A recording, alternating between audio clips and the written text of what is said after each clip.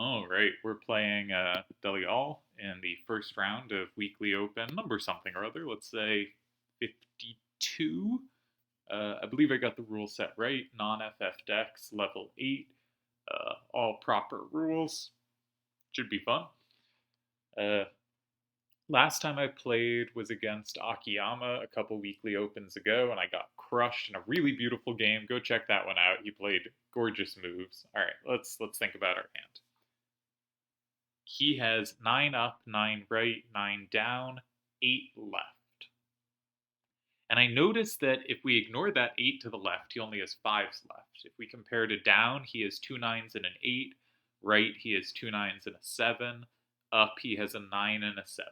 So he doesn't want the game left, and he doesn't really want the game up left. Can we do much about that? Well, 5884 he has pretty good play against, and I don't love my recaps. First Instinct is 5928 in 7, but I'm not sure I love my 8278 as a recapturer. Like, it's very easy to imagine he takes from 4, say 2598. I take back with 8278 and 8, and he plays something like 9555 and 9. And, ooh, no, we don't want that. Or do we? That uses up his 2598, so I could play a 3939 and 1 there, and 1 and 4 are actually both safe. And I have pretty decent cards at the end there. You also play 5884 and 1. Okay.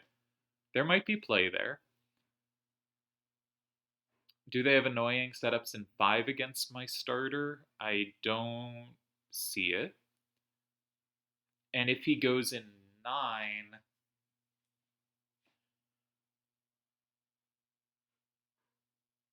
it's hard for 9 to be that much of a problem. Yeah, so either of his captures in 4, we can capture safely from 1.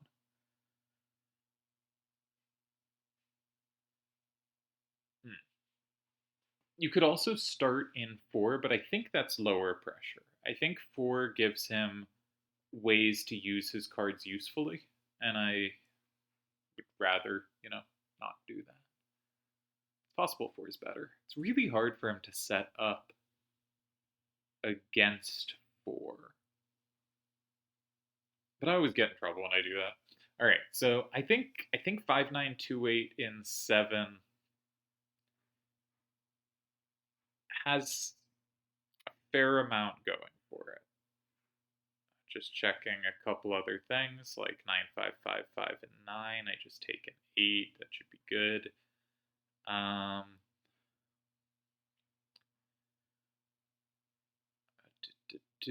What else could you do? 7935 and 9.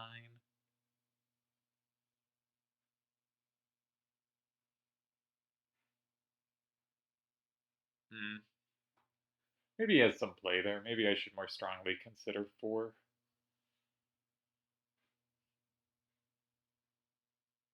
Four's so clunky. All right, we're gonna play 5928 and 7.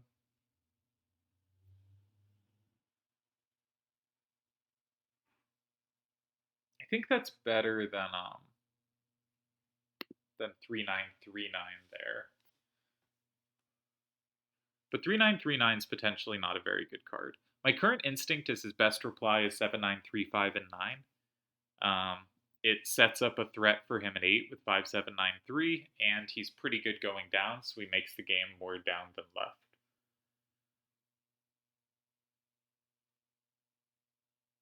It also gets rid of a 7 up in his hand, and maybe my 5884 is play against that if in the middle row.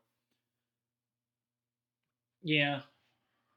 I'm not sure I have much there.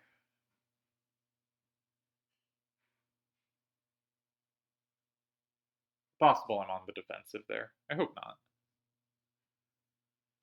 I'll probably play 3939 and 8. Just get rid of a square that's better for him than me. But my 5884 has both squares, so maybe I could play elsewhere. Maybe I don't have to occupy 8. Because I do have a good card for 8, so I don't need it off the board.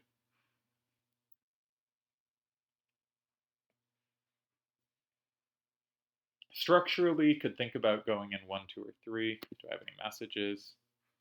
Uh, Deli wish me luck as well. Cool, cool, cool. Make sure everything's recording properly. Sound looks fine. All right.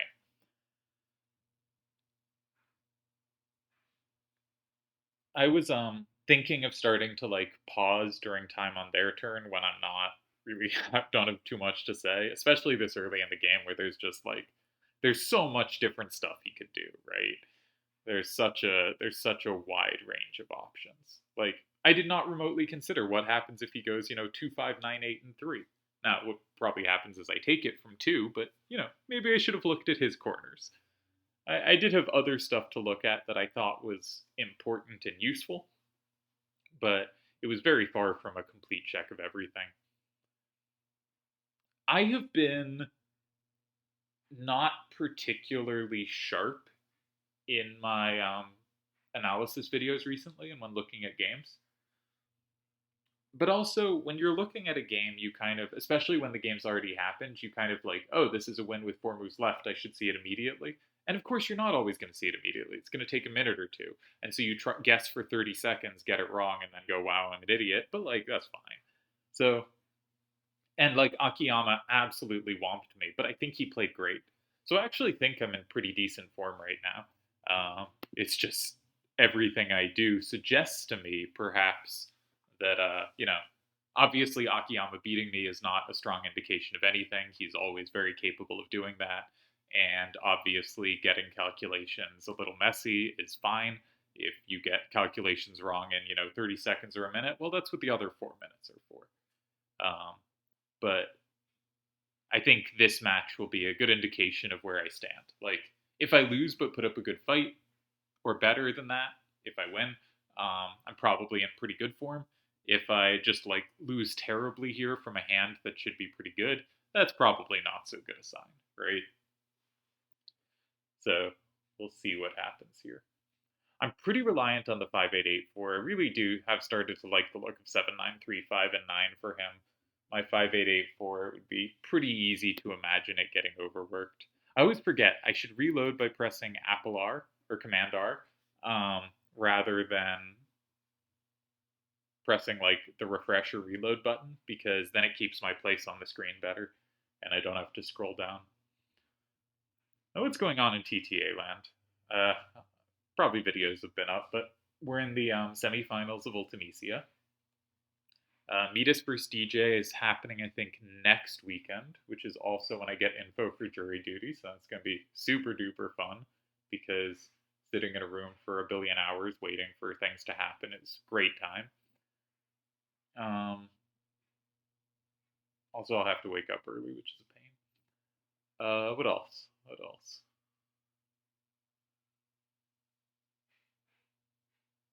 Dunno.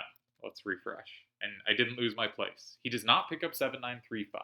He picks up 5793 and puts it in 2. A move we very much did not remotely consider. But a couple advantages of 2, just specifically let's compare to 6, is it makes the game up-down. And we do know he has a pretty good hand up-down. Also, where am I intending to go next? Well, probably 4, right? And it very specifically says, if you go in 4, I get 1 for free. So it's a tricky way of countering my threat in the position. But it can come with cost.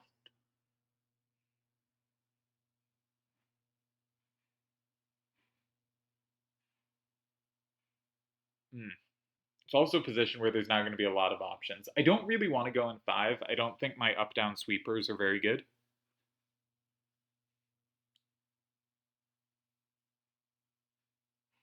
I kind of still want to go in 4, but the problem is the natural way to go in 4 is something like 3939. He goes in 1, and I'm like, yes, we did it. We play 8278 and 5, and then he plays 7935 and 8, and we cry. So, not so appealing. However, 3939 and 4 doesn't set him up in 5. So if we go 4 and he goes 1, could we follow up with 8278 in 3? 5 is safe, 7 is safe.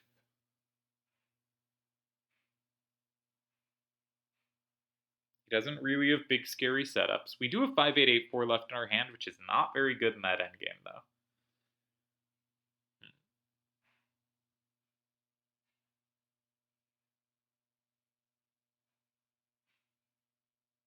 Also, 3 he can't take immediately, I don't think, with 9-5-5-5, because we have 5-8-8-4 landing in 5, which is a plus, because we have a 9 facing out from 4. So 3-9 and 3-9 and 3-9, 3-9 and 4 followed by 3 has some appeal.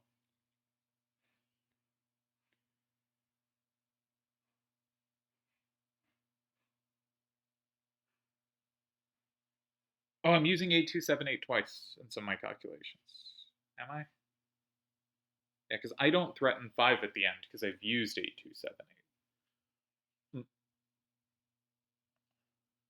There's also moves going in 1 or 3, and I'm just having trouble evaluating them with any speed while talking.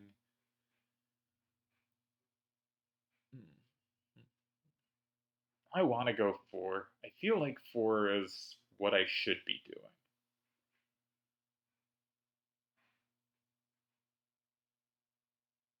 8-5-6-7 is not the sweeper we dreamed of. That's not terrible. And 5-8-8-4 doesn't face the action at all. So we do run out of cards that have much use. But we control 6. 5 is hard for him to do.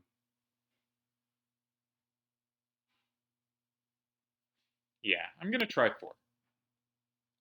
I'm not sure about this, but it's like on a very kind of basic heuristic level, it's where I would like to go to lock in my card in 7. However, it does concede 1, right? He did create this cost to it. Now, it looks like I'm setting up something in 5, but I am not. I am trying to go 3. The reason I started looking at this was I thought I might have 5, but 5 is very well met by 8. No, instead it's I want 3 when it is 5-5 and neither of us can immediately attack anything. So he has to put the first card on the board that is kind of attackable. Because he does have the only attack, he has 9-5-5-5 and 6, but I have 5-8-8-4 for 5 in response, which actually finds use for the 5-8-8-4, which is, not a great card in my hand right now.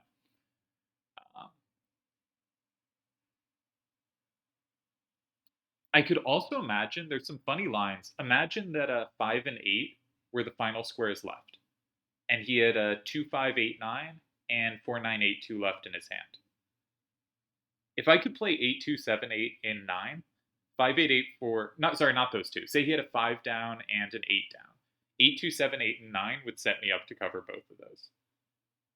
And if he had an 8 down and a 9 down, 8-5-6-7 and 9 would set me up in 8 to control both of those in 5. Would be able to control the 9 and the 8 and 5.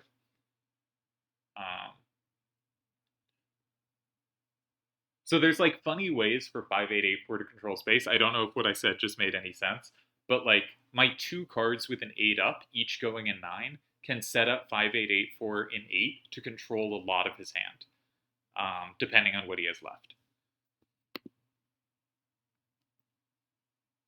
So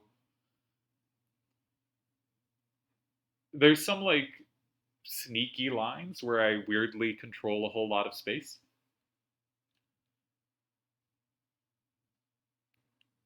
Is that worth anything? I mean, my 5-8-8-4, if 5 and 8 are open, maybe he goes 8 and my 5-8-8-4 is just a complete blank, right? That can happen too. But just looking out for little possibilities. I feel like I should have had some forcing move. I'm not sure I did, but that like there was something in 1 or 3 with some number sticking out that could like force 9-5-5-5 to take, and then I have some follow up I didn't notice. Like very easily there could have been I go 3, he goes 6, and I have some setup at 8. And I didn't check. I have no idea, but it seems like the kind of position where that could have easily been in the air. Now I'm looking, I don't think I had it. And maybe if I did, I would have had more instincts to look for it. But Yeah. But I might have had some kind of tool in that direction, right? Or even I go 3, he goes 6. Maybe there was some setup in 4. Um, Even like the move I just played, where like if 3 is weak to 2, say I play 8, 5, 7, 6, and 3, he captures in 6, and I play 3, 9, 3, 9, and 6. I now have a combo in 1 and a combo in 5 that will go through 2 to combo the card in 3. And I don't like there's always the chance he can just leave those squares open. And maybe he could here, but I think he doesn't have enough threat in 1 to stop me in 5 to stop me going in 1 next turn if he doesn't. So there might have been some promising ideas here. Like often, oops, reloaded the wrong way. Often 2 allows options, but 2 also gives you room to like hang yourself, right? 2 gives you room to get yourself in trouble. And I don't think I got myself in trouble, but presumably he's going to go in 1, and then we're going to think a while before going in 3, just so we actually have checked the options, right? Because he could easily have some double setup in 9, right? And if he does, we want to have a moment to fix what we've done, right? Maybe play like 8, 5, 7, 6, and 6 instead of going in 3, right? Do some setup. It reloaded the wrong way again. All right, he does go 1. So 8, 2, 7, 8, and 3 is our main line. If he blocks 5, he cannot set up a threat in 8. So it will be 5, 5. And at the very worst, it does depend what he sticks there. But at the very worst, we could play something like 5, 8, 8, 4, and 6, and we'd tie. 8, 5, 6, 7 is sufficient to tie there, no matter what he blocks 5 with. If he plays in 6, it seems unlikely. 9, 5, 5, 4, we have the combo, and anything else we can at least do okay with 5, 8, 8, 4, and 5 there as well. In fact, I think we win because, or say like 2, 5, 9, 8, and 3, 5, 8, 8, 4, and 5 wins because 8, 5, 7, 6 becomes a weirdly good sweeper against the 5s. Okay, so we don't lose to that. How about 8? 8's weird. Not sure why 8 would be played.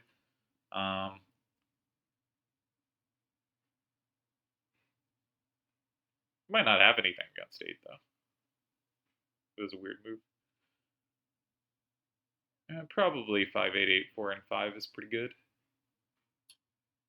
Yeah. Okay. And 9.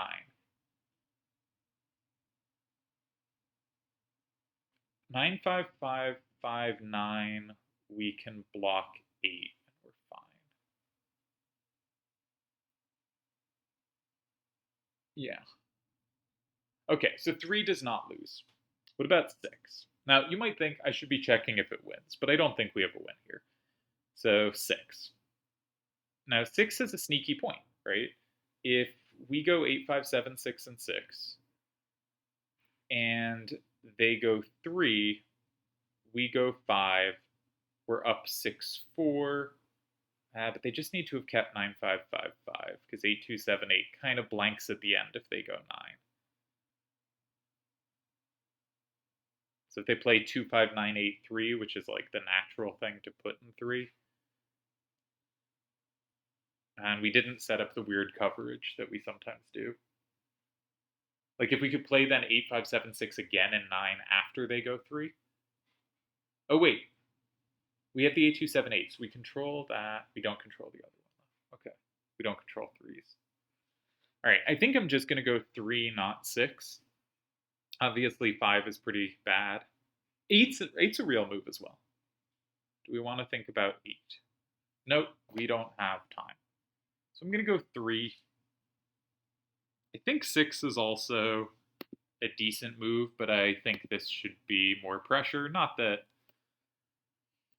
this amount of moves left is when you're getting the best pressure, but this isn't. I think this was a pretty decent game. On the other hand, his hand had a serious left problem, and did I cause him serious problems? I don't think so. Right? I think I caused him kind of less problems than the hands asked me to cause, but I also probably played okay. Like, sometimes the solver just goes, nope, that move in 2 was losing. And you're like, okay, which of the 8 appealing options beats it? And it goes, this one. You go, okay, sure. Um, but often it goes, it's a tie, and you have 8 kind of appealing options. And, if you think about my move in 4, if his moves in 1 don't get him in trouble, well, he's obviously going to go in 1. That's not hard to find. So, did I practically have any chances of winning this game after my starter and his reply? Probably not. But that's okay. You don't need chances every game. And just because you have a chance, of course, doesn't mean your opponent isn't going to defend. But this game, unless this position is sneakily winning and I just didn't, check it, um, which I very much doubt, um, he will hold a tie here. This does look mildly tricky, though.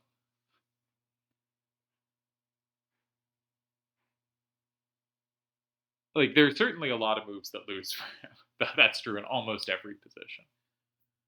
So, and I like that I saw the sequence. I go 4, he goes 1, I can go 3. One of my, I think I was playing my most successful tournament triple triad in 2009. I think I was a better player in 2010. I just kept happening to lose games in tournaments, and then a weaker player by 2011. I think 2010 was probably my best playing.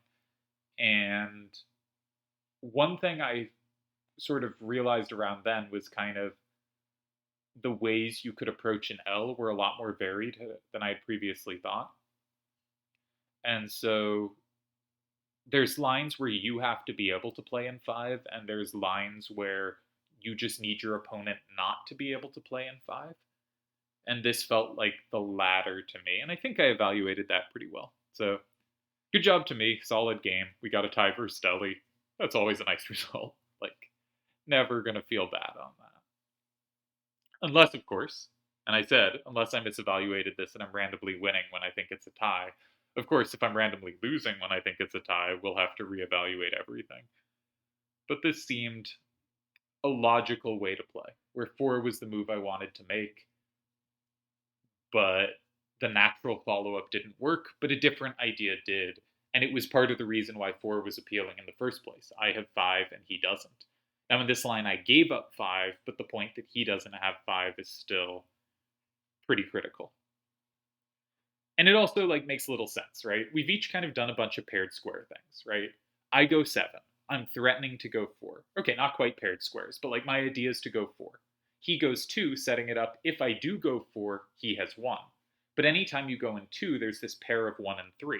So I go 4, forcing 1, and then I take 3, and I'm the second one to play in those paired squares, which means I win the in-between card, right?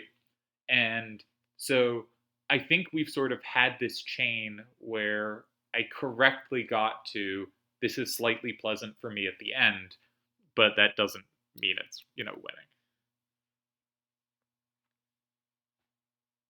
But I haven't tried to find a tie for him. Maybe it's hard. Also, maybe he is sitting here being like, which of these 6 ties should I play, and which one might Wazzup screw up against, which is always a fair chance of happening. I also used to spend, one thing I was better at in 2010 was I would spend some more time calculating everything on their turn, but we'll do it when our turn comes. We'll only have 3 squares to check. Won't be too hard. Save some energy.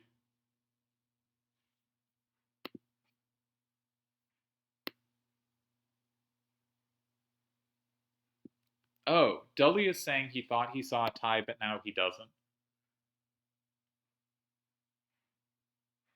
So have I mean, I do have a lot of play against any card he'd put in any square. I just didn't actually check things. Yeah, 8 seemed one of those squares that potentially could hold. But against this one, I can go 5. So we'll check with the solver.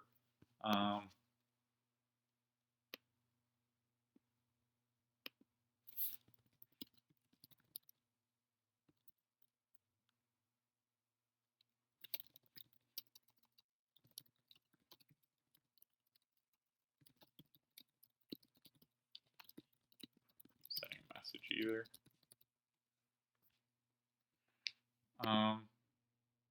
So we can play 5-8-8, 4, and 5, right? That just does it. Yeah. All right. Well, I'm very happy with this, even if you could say my calculations are bad. Any win versus Deli is, a great game for me, um, if not one of my absolute best games. So I really like how I set this up, and I'm curious to check it with the solver after because it felt like I knew I could. I was pretty confident 3 couldn't be losing for me, but I wasn't sure.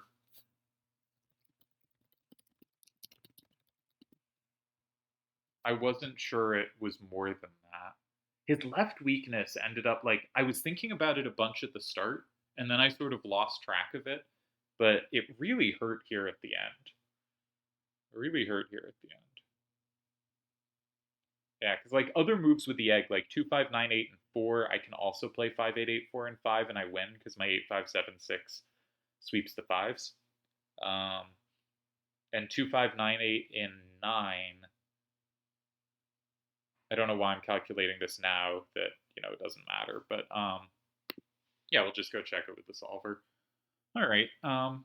Good game. Big win for me. Bad week for Deli's playing, but, that happens. And he did just win TTAC. Can't be too bad. Obviously, this is my best win in a long time. Let's check what the solver has to say. Because I should have been calculating things. All right. I've been trying to pause when I put in the hands, but whatever. You can suffer through hearing my voice. 2-7-8, 8-5-7-6, and 5-8-8-4, and he had 5-7-9-3, 4-9-8-2, 2-5-9-8, 9-5-5-5, and 7-9-3-5.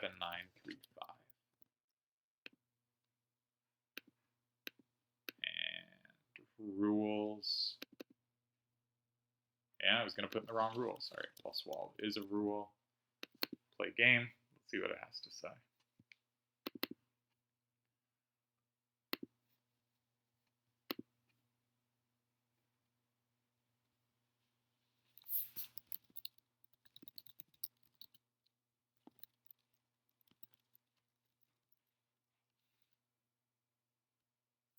Yeah, I point out the left weakness was a problem, and Deli correctly points out it was the up thing combined with the left weakness that really made it horrible. Did you just not open? Wait up. Oh, okay, there you go. All right, so I played 5-9-2-8 and 7. He played 5-7-9-3 and 2. Now, occasionally there's just like a win in these positions, but I didn't think there should be one here. There isn't. Good for me. Okay. I played in 4, and he had 2 ties.